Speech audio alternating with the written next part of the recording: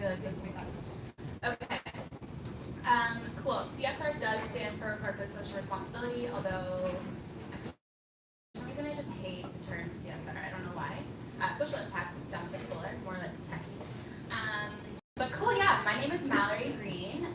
This is my first time being like special facts about myself, but you'll hear a bit about me right now. So I joined Wealthsimple back in 2014. There was 5 or 6 people on the team at the time that I was signing myself up for. I always thought I'd work at a charity or nonprofit. But someone actually me to join the team, so I joined, and I've been there almost 5 years, which is really cool. I've had a few different roles. I've been in marketing, people operations, and recruiting, and for the past year and a half, I've been in CSR. Our mission at Wealthsimple, which I'll talk a bit about, is to make financial services accessible to everyone. And it's something that our CEO, Mike, is really passionate about. So my role is essentially to push that even further, which we'll talk about. So who here has heard of Wealthsimple maybe before tonight? Okay, cool. You're doing a good marketing job. And does anyone here invest with Wealthsimple? Cool, let's see. So hopefully I can convince more people to invest with us. Cool, like I said, our mission here is to make financial services accessible to everyone. And we always say that regardless of age, net worth, or circumstance. And so in my role, it's really about like looking at who we currently have given access to. And I always say that's like really just like millennials in like Toronto and BC and New York, who traditionally haven't had access to financial services. Prior to Wealthsimple, really there was 2 options to invest, and that was to go to a service advisor. You would probably pay a lot in fees. Most of them wouldn't take us because we don't have hundreds of thousands of dollars. Or you could do self-directed investing, which not everyone wants to do, has the time for, or has the knowledge to do it. So Wealthsimple became kind of that middleman where we invest your money for you. We're very transparent. It's very low fee, and just kind of lets you put your money on autopilot without you having to think about it, which is really cool. So I'm going to start with a quick question. You can answer any of these questions. Do you think innovation is fair? Does it benefit everyone equally? And do you think it's inclusive in like our current state? Maybe we'll just talk about Toronto. Do you think the technologies we are building here are inclusive of everyone? Does anyone have any thoughts on that? General technical or what? Yeah, just any tech product. No, lots of no's. Anyone have an opinion of like why that is? Yeah. For sure. Who's building, like the structure of management, so who's building your products? Yeah. Any other opinions on it? To obtain an innovation, one must have resources, and the distribution of resources isn't totally equal. For sure. So, to be very blunt, there's like obviously a lot of rich white men building technology right now, which is great. Everyone needs to build technology. So I think we obviously have the ability to make really inclusive technology for everyone. We're just definitely not even close to being there. So right now I think like we're solving problems, but really just for a certain subset of people. This is a headline in the Globe and Mail in January. So, sorry, I'm like totally nervous. So financial services innovation is leaving too many Canadians behind. And honestly, I would agree with that. The technology we're creating in Toronto, or maybe just Canada broadly, is definitely not moving all Canadians forward. Like I said, even at Wealthsimple, like I feel like we've made investing accessible to a lot of millennials and a lot of people who traditionally haven't had access to financial services, but we still have a long way to go. And that's where my job comes in. So I do, like I said, believe that it can actually play a huge role. And I'm going to talk a bit about this concept of the unbanked versus the underbanked, and how the power of technology can make financial services accessible to way more people in Canada. So the first concept is unbanked, which I think a lot of us hear often about, and it's people who just don't have a bank account around the world. So the number is pretty big. 1.7 billion people across the world do not have access to a bank account or just choose not to have a bank account. But luckily with technology, that number is drastically improving. So 500 million people in the past 3 years have gained access to a bank account. So it's like a really great strides that we're making, but obviously still have a long way to go. And it's funny because someone recently said to me, I was talking about in Canada, like access to bank some people who don't have bank accounts here. And someone said, like, it's 2019, like, who doesn't have a bank account? And in Canada, a lot of people do have bank accounts, which is great, 99% according to the World Bank.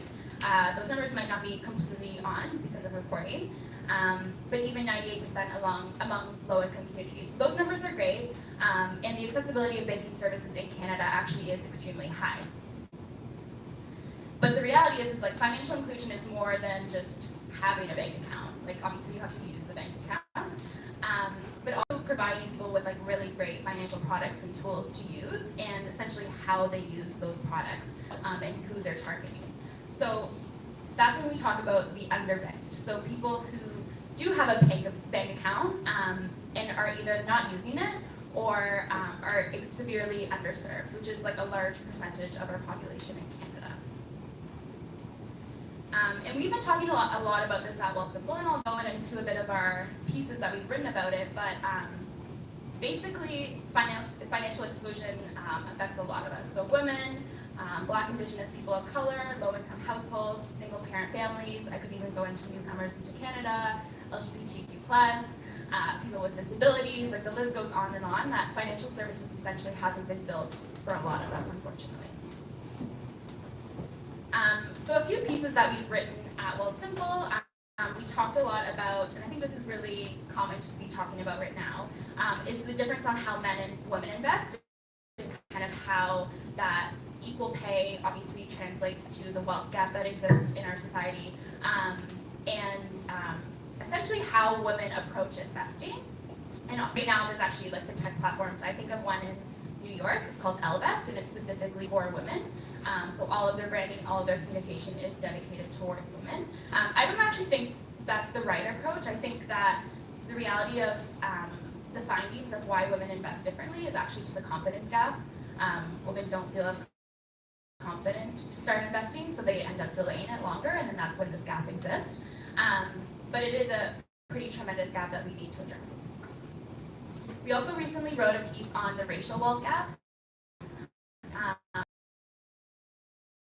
$100 in white family wealth, Black families will $5. Obviously, that is just rooted in like systemic racism and discrimination, but it's a huge gap that exists, and a lot of these financial services products are not catering to those people. And then we also recently wrote a post on why it costs more to borrow if you're Black. And basically the studies were that African Americans and Latinos were much more likely to be denied mortgages, whether it be in person or even through technology, which is super interesting. So there's a lot of discrimination even amongst the technologies we're building. And then the specific project that I'm actually working on right now is on access to education savings. So there's just under 2 million Canadian children from low-income communities who do not have access to education savings. And that is because traditionally to have an education savings account, you needed to walk into a bank branch, you needed to speak to someone, you could essentially get sold into something that you do not need to, you'd be told to put money in. There's a lot of essentially barriers to accessing education savings in Canada, and the reality is that the biggest barrier to education is finances. It's not your ability or your desire to go to school. So we are now essentially in a program to help Canadian children start saving for their post-secondary education. And there's a lot of benefits to that, and I'm happy to talk to anyone about it afterwards. But that's a specific project we're working on because we do think education is an equalizer, and it's a really good project, so happy to talk a bit more about it if anyone's interested. So yeah, I think it's more so not really like access, it's actually the usage of people and whether and how they're using and interacting with financial services that we should be talking about in Canada. Like I said, a lot of people do have bank accounts and use financial services, but it's really about like how they're using it. So a few ideas on how I think we could help close these gaps. I'm sure there's many, many ways we could. For investing in financial services as a whole, obviously relying heavily on technology is really important. If you live like 50 to 100 kilometers away from a bank branch, which a lot of families in Canada do, you cannot open a bank account or you cannot invest and start saving for your children's education. Some people can't afford to actually just take a bus to the bank, So providing more technologies for people to just go online, do it, or even use phone. We just partnered with Acorn Canada to actually help people completely set up an investment account over the phone, which is really cool. So it will really enable us to access more communities. Developing and promoting safe products. So for me, that's about transparency, fees. Traditionally, the investment story, if anyone works at a bank here, I feel like I'm kind of like, should be on you, but basically, transparency and fees and kind of the rules that apply in investing are super important. Ensuring that credit products do not lead people into vicious debt cycles. I could go on. There's a lot of predatory things that are happening in Canada, unfortunately. So developing more transparent products would be really beneficial. Financial literacy as a whole. It's funny because people are always talking about financial literacy, and it's like this sort of buzzword that everyone talks about. And everyone always asks me if that's what I'm working on. Like, oh, are you building a program on financial literacy? And my viewpoint on financial literacy is a bit different because I believe up until recently, we've been fed a lot of like really complex, complicated information that we're all expected to understand, and then all told that we're illiterate because we cannot understand it. So I think that generally our ability to communicate financial terms would be so much better. Like I think Wealth Simple does a really great job of it and making it really simple for anyone to understand, and really empowering our clients, no matter what type of product you're building, to take control of their finances would be a big part of financial inclusion. Gaining a deep understanding of the realities, constraints, and environments that our users operate in. So I find there's often a really big disconnect between the innovator and the user. So understanding your users is really crucial. Something that we did recently is we actually revamped our entire RESP product, so our Education Savings Plan product. And we, for my project, actually did a lot of research with our low-income families. We currently had our Canada Learning Fund, which is the grant for low-income families in Canada. And understanding like why they came to Wealth Simple, what their experience was like signing up. General feedback for us was really understanding like how we can make sure our RESP product was built for everyone. And I think we all can kind of contribute to that. And then lastly, obviously being more inclusive about who does the innovating. I always say that like in order for Wealth Simple to actually make a product for everyone that everyone can access, like our team needs to represent who we're trying to access and who we're trying to build for. So I always say that diverse team builds a product for everyone, and I'm a firm believer in that. So I would love to see more of that in Toronto and beyond. So yeah, that's it. Generally, my belief is obviously it matters because it essentially provides prosperity for all, and I think it's super important. So if anyone is interested in chatting with me after, I am happy to talk forever about this. And yeah, that's it. Any questions for me?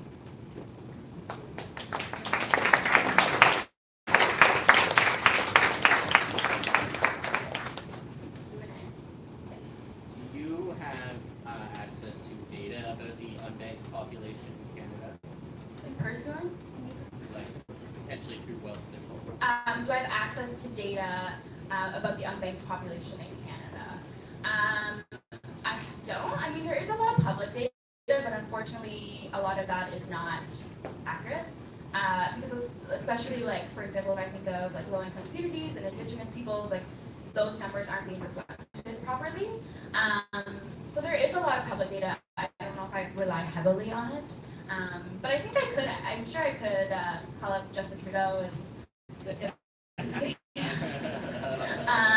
Yeah, I don't know. We'll see. I probably should kind of dig deeper into it. I'm just not sure how much I want to rely on that information versus like actually being in communities and like speaking to people and getting a better understanding in that way. Yeah. Is there an ultimate goal for Wealth Simple in the next 5 to 10 years in terms of how much it wants to donate to organizations or creating better social good?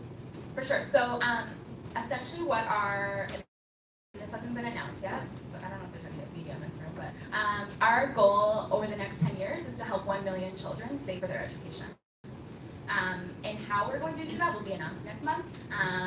But we will be working with a lot of different community partners and charities across Canada to make that happen. Great, thank you. Yeah. So I bank with Wealth Simple, or I invest with Wealth Simple, and something I noticed is that with Wealthsimple, you have like the next tier with Wealthsimple Black, which kind of gives you a kind of more hands-on approach, kind of more financial advice. I'm just curious about your thoughts about the scalability and accessibility of not just investing or say like, you know,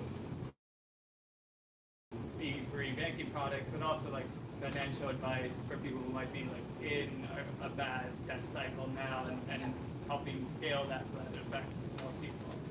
Yeah, that's a good question. So essentially it was like, how do we scale, like helping these communities, like low-income communities? That's what the question is, right? Because we have like products like Wealthsimple Black, and like there's perks. If you're over $100,000, you like get special perks. Like I think you get to like be in the lounge at the airport and like all these cool things. But that's a good question. I think generally, like obviously technology drives down the cost of doing those things. And we do have, like with all investments, you have like a risk tolerance or a risk portfolio, right? So like we can't accept people who are in a lot of debt. We would have advisors who would speak to them and would say like, once you get that kind of down, then we can get you investing. Like there's obviously regulatory aspects of it. But how do we scale that? We haven't really thought about it. Like our goal this year is to essentially help 1,000 families. And like we're really gonna be like scrappy startup how we do that. And then if we can prove that what we're trying to do works, then we can start thinking about how we're gonna scale it over the next 10 years.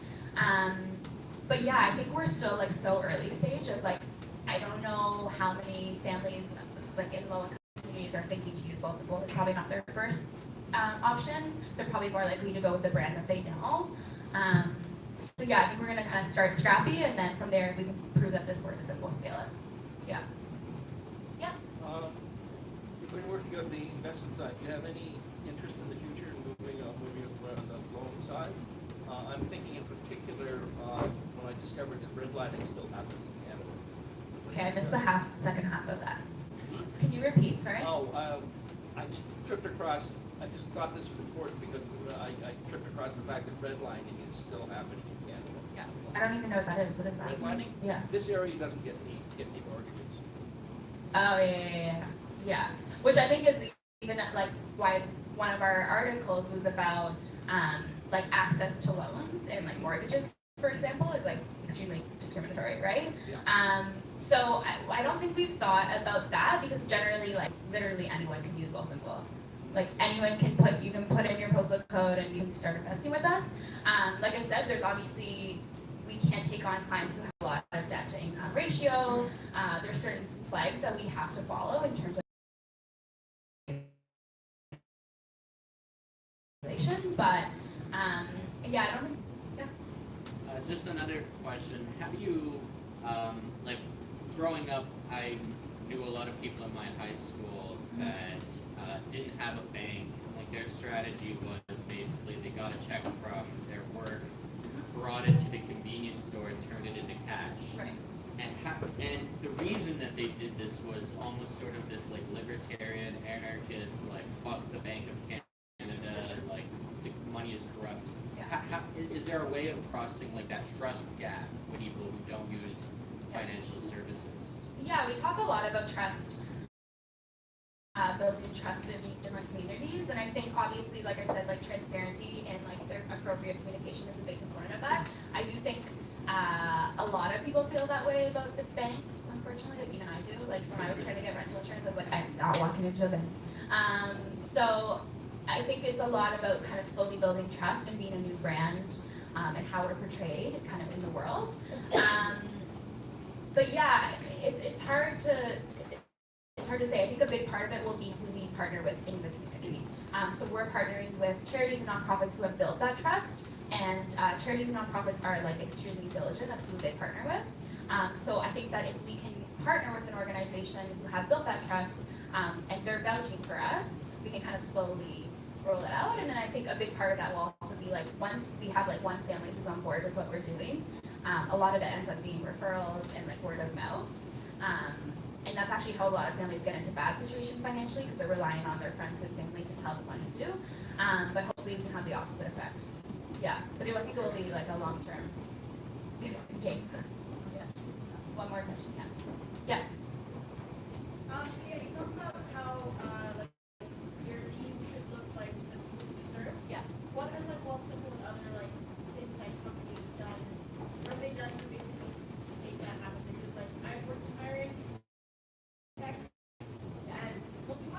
like respond to jobs and like what what's happened and what you guys done? Yeah, for sure. So, it is mostly white dudes. So a year and a half ago, I saw what was happening in the Silicon Valley and how like basically they're all kind of fucking up. And I saw how fast Well Simple was growing, so I actually took on our diversity inclusion initiatives. And how it started is I did an inclusivity survey. So I did a survey understanding what demographics we currently have in the team, in a kind of wide range of demographics, and then figured out what we need to do. And a big part of that was getting feedback from our current team of what they wanted to see, and then kind of rolling it out from there. So we did our inclusivity survey, and then we published it. We made it public, which was a big thing. There's not a lot of Canadian data on that. There's probably only a few in Toronto who have done this. So we wanted to be really transparent about our goals and just like roll out different programs. We sponsor a lot of great community partners. So we work with Women in Color, with the Dial, we venture out. So we are really just trying to get out into the community and expand as much as possible of kind of who we're bringing in. There's obviously different things you can do, whether it be like the communication you write on your job descriptions, to what your interview process looks like, to what your onboarding process. So we like completely revamped everything. But I always say that like our journey through diversity, inclusion, and belonging is like there's no end goal. Like we don't just like, okay, great, like check, done. Like it's like a long-term, like forever thing. And I think that was a big part of, I wanted to be super vulnerable and transparent about where we currently stand, because like it's not good. We work in finance and technology, like the two most male-dominated industries. So being very transparent about that, and then ending up having a lot of great conversations with other technology companies on what we could be doing better, and like helping and learn from them. So yeah, I think it's been kind of a work in progress, but a big part of it, I think, is like sponsoring a lot of really great organizations doing cool work, having people in our space to help them understand what we're doing and like why it's important. And yeah, kind of just growing from there. But if you have any ideas, I'm always open to ideas, because I will make anything happen. But yeah, I hope that answered your question. Cool. And I'm just going to add that diversity and inclusion, a lot of tech companies are putting diversity and inclusion in CSR, and it does not fall in CSR, because hiring diverse people is not a community initiative. You just fucking do it.